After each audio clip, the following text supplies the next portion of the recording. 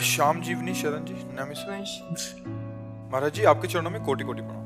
महाराज जी मेरी उम्र 14 साल है, मैं अखंड ब्रह्मचर्य का नियम लेना चाहता हूँ, उसके लिए मेरे को क्या पालन करना पड़ेगा? कि बहुत कठिन है बच्चा, बहुत कठिन है। पहली बात तो हर समय गुरुजनों की नजर में होने चाहिए आप। दूसरी बात, सांसारिक पढ़ाई वाले बच्चों के बीच में नहीं होने चाहिए आप, गुरुकुल में होना चाहिए।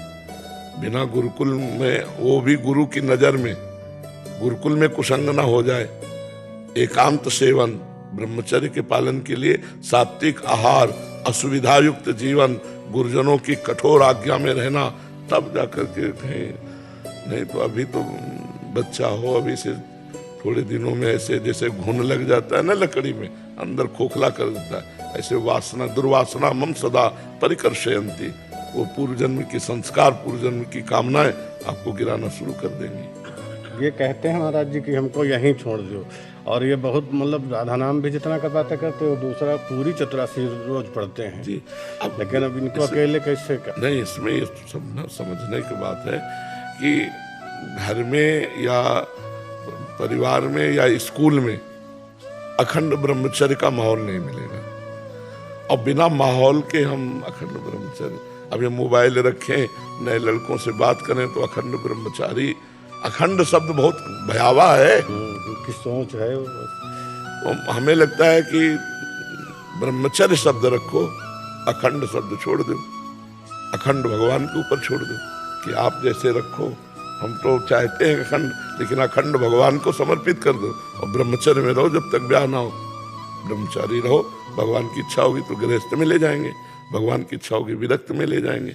ऐसे चलो, क्यों अपने जीवन को भगवान के ऊपर सौंप दो, वो सब संभाल लेंगे। राज जी ब्रह्मचर्य में जल्दी नहीं उठा पाता, सुबह सारा ब्रह्मचर्य मान लेते हैं पर सुबह जल्दी नहीं उठा जाता, और ठंड में तो बिल्कुल नहीं।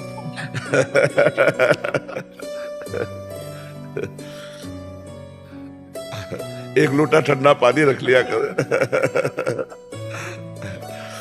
असली बात तो लगन लग गई तो फिर ये सब बातें हट जाती। लगन नहीं लगी ना, इसलिए। कै साल के हो आप? 16। हाँ, तो इतने 3 वर्ष हो गए थे हमें बाबा बने हुए। 16 वर्ष में 3 त्रिकाल स्नान कर, गंगा जी त्रिकाल। प्रातः का हमारा अभ्यास रात्रि में 2 बजे उठने का रहा है, अब तो और जल्दी हो गया है।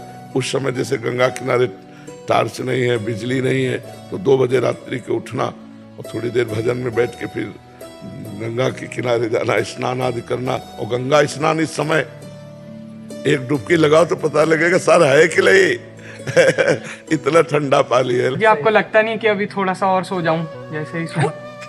नहीं, हमें कभी नहीं लगा, कभी नहीं लगा। हमें यही लगा है कि अगर हमें एक झपकी लगी और घड़ी में देखा तो कई बार भ्रम हुआ है कि घड़ी गलत है क्या। ये अभी कह रहे 20 मिनट हुआ है, और मुझे लगता मैं घंटों सो चुका, और बैठकर भजन करने का मन होता, अधिक से अधिक भजन करूं, सोने का।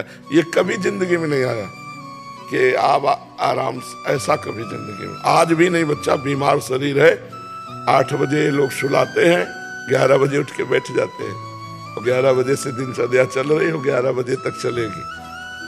कभी आराम विश्राम, राम काज कीन्हे बिनु मोहि कहाँ विश्राम।